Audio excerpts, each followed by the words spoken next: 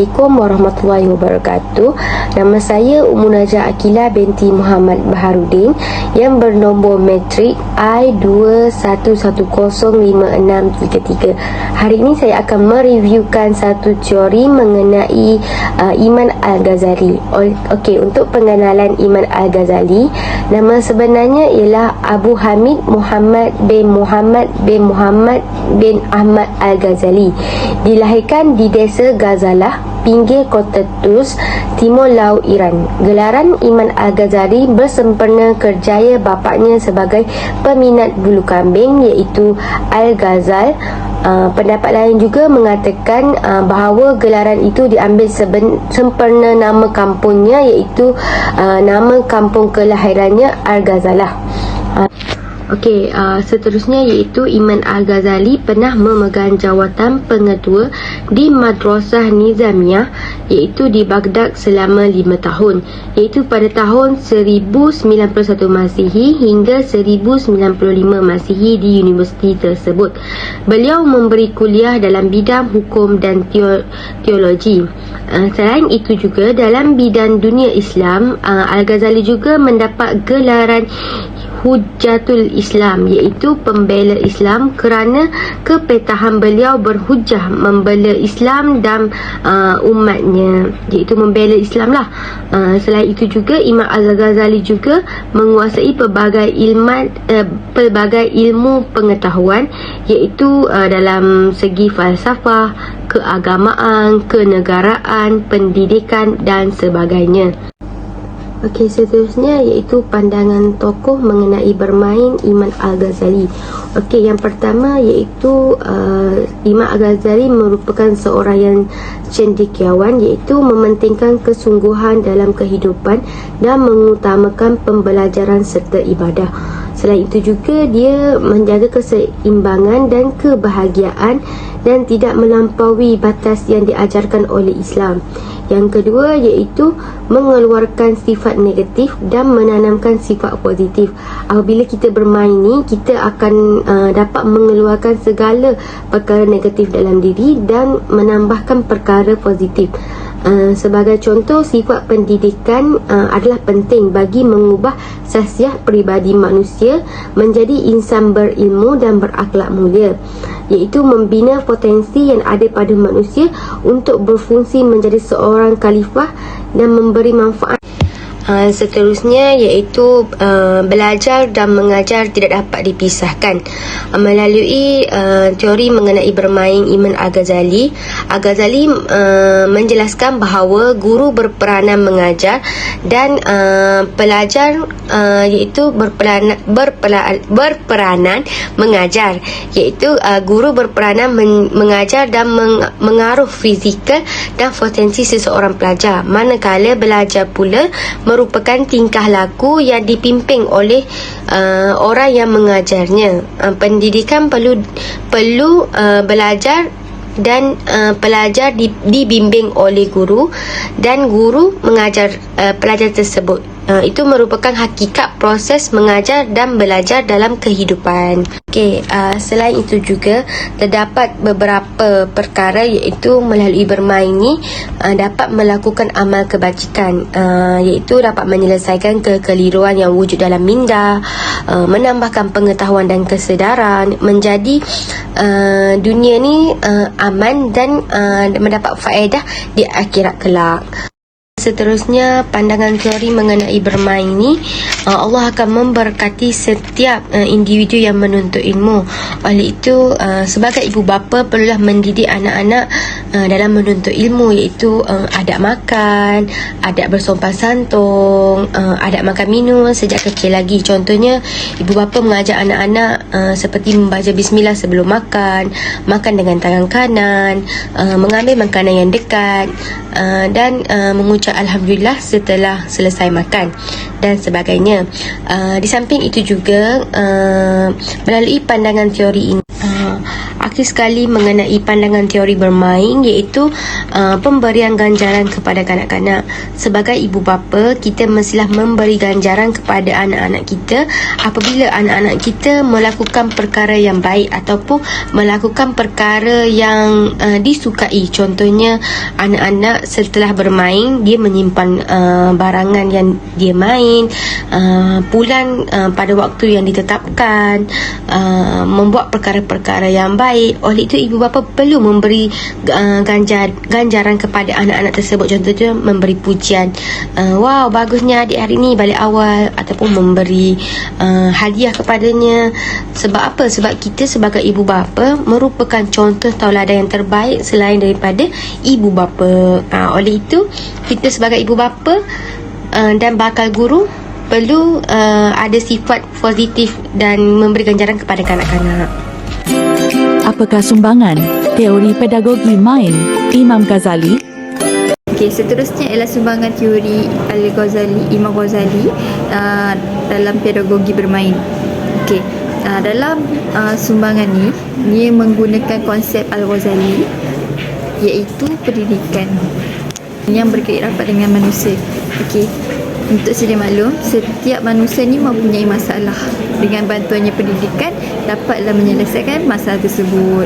Ada juga pandangannya, dia mengatakan bahawa pendidikan ni merupakan penawar bagi setiap permasalahan individu ataupun masyarakat tersebut. Jelaslah bahawa pendidikan ni merupakan salah satu kunci utama kepada manusia dalam menyelesaikan segala persoalan ataupun permasalahan yang berlaku mengikut pendidikan tersebut.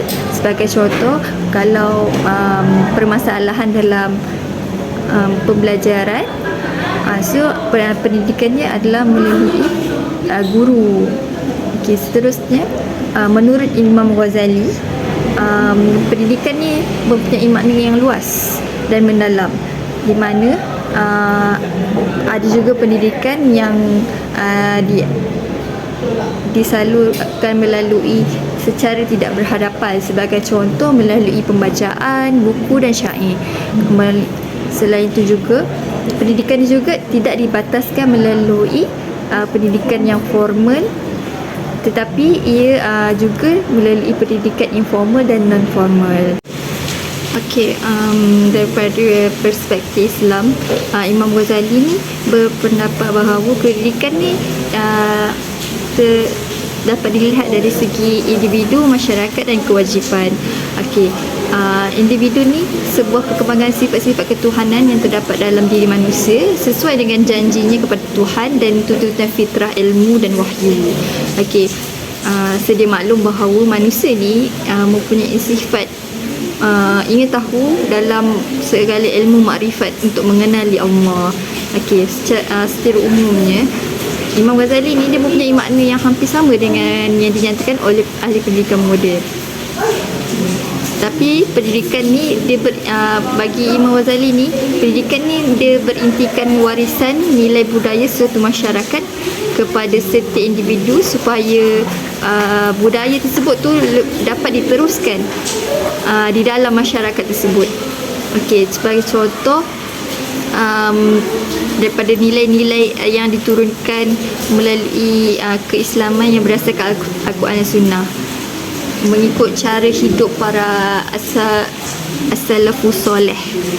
Okey, nilai tersebut adalah ilmu dan akhlak yang berdasarkan ketakwaan kepada Allah.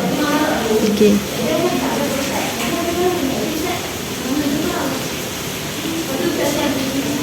Maksudnya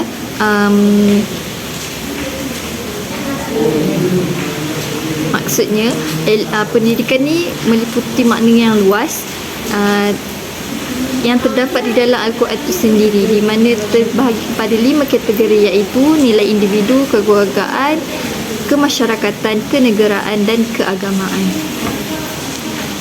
Okey, kalau daripada segi konsep pendidikan moden pula, menurut Hasan Langbulung, terdapat terdiri daripada 3 unsur.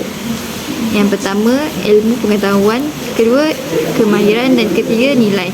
Okey, contoh kemahiran adalah kemahiran berbahasa. sebagai alat untuk mempelajari dan mendapatkan ilmu. Okay, dalam pengertian ni, kemahiran ni termasuk dalam unsur ilmu. Okay, dia adalah sebuah proses menghubungkan antara manusia dengan persekitarannya. Okay.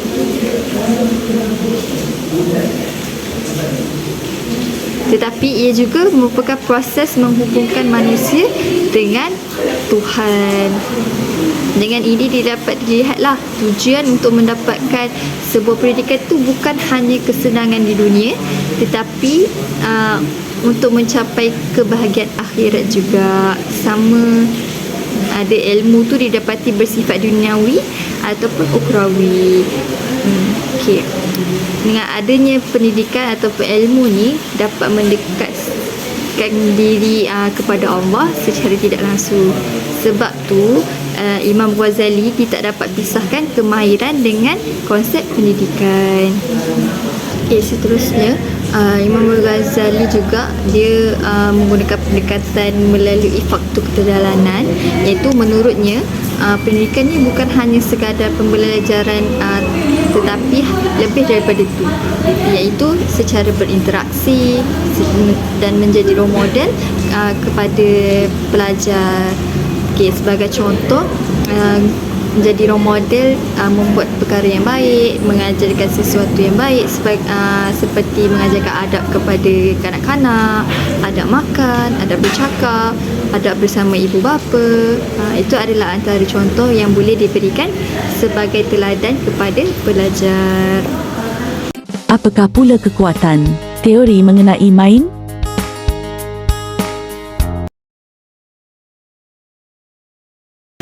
Terdapat 3 kekuatan teori Imam Ghazali mengenai main. Yang pertama, menunjukkan kasih sayang. Kedua, menelani sikap Rasulullah SAW. Yang ketiga, beramal dengan apa yang disampaikan. Bagi menunjukkan kasih sayang ni, guru boleh menyediakan suasana yang penuh kasih sayang dan kondusif yang akan membuatkan kanak-kanak tersebut mampu untuk berinteraksi ke arah perkara yang positif. Sebagai contoh, memberi pujian selepas melakukan perkara yang baik. Dengan adanya pujian, kanak-kanak akan lebih selesa dan lebih bersemangatlah untuk membuat suatu perkara. Yang kedua, meneladani sikap Rasulullah. Okay, guru juga boleh menerapkan sifat-sifat Nabi Muhammad SAW, iaitu sifat siddiq, amanah, fatonah, tabligh dalam diri kanak-kanak. Guru boleh menggunakan teknik lakonan semula dengan menggunakan teknik lakonan semula, menggunakan sejarah teladan Nabi yang terdahulu. Sebagai contoh, sejarah Nabi Nuh, yang bahtera Nabi Nuh. Okey, daripada lakonan tersebut, kanak-kanak akan mempelajari nilai-nilai yang terdapat dalam sejarah tersebut. Yang ketiga ialah beramal dengan apa yang disampaikan. Okey, guru boleh menerangkan kelebihan dengan mengamalkan perbuatan yang baik dengan mengajar etika ketika bermain. Contohnya, kanak-kanak ni perlu menghormati guru dengan mendengar arahan. Okey, apa kelebihan daripada menghormati guru? Guru boleh jelaskanlah apa kelebihannya bila mendengar kata guru. Sebagai contoh, guru juga boleh mengambil salah seorang daripada kanak-kanak dan suruh berlaku menjadi guru. Salah seorang lagi kanak-kanak yang tidak menghormati guru. Daripada situasi tersebut, kanak-kanak akan mempelajari betapa pentingnya nilai menghormati guru tersebut. Secara tidak langsung, kanak-kanak akan mengamalkan sikap menghormati di dalam kelas maupun di rumah. Setelah kita mempelajari mengenai Imam Al-Ghazali, sebagai kesimpulannya mengenai Imam Al-Ghazali ni, saya berasa kagum kerana Imam Al-Ghazali ni merupakan tokoh ilmuwan dan merupakan hajatul Islam. Ternyata bahawa Imam Al-Ghazali ni bukanlah seorang penuntut ilmu yang mampu mempelajari sesuatu ilmu daripada guru, malah dia boleh menghafal dan menulis juga.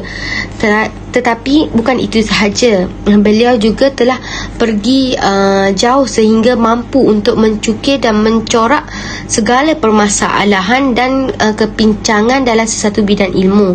Imam Al-Ghazali ini mendalami sesuatu bidang pengetahuan dan menguasai bidang tersebut kerana dengan izin dan kuasa Allah. Imam Al-Ghazali memberi sumbangan yang amat besar dalam agama Islam dan begitu banyak pengorbanan yang beliau lakukan kepada umat Islam pada zaman beliau, tetapi masih digunakan lagi sehingga zaman kini. Oleh itu, kita mestilah mempelajari pelbagai tokoh-tokoh ilmuwan untuk menjadi contoh tauladan kepada kita semua. Sekian, terima kasih daripada saya dan Fakira.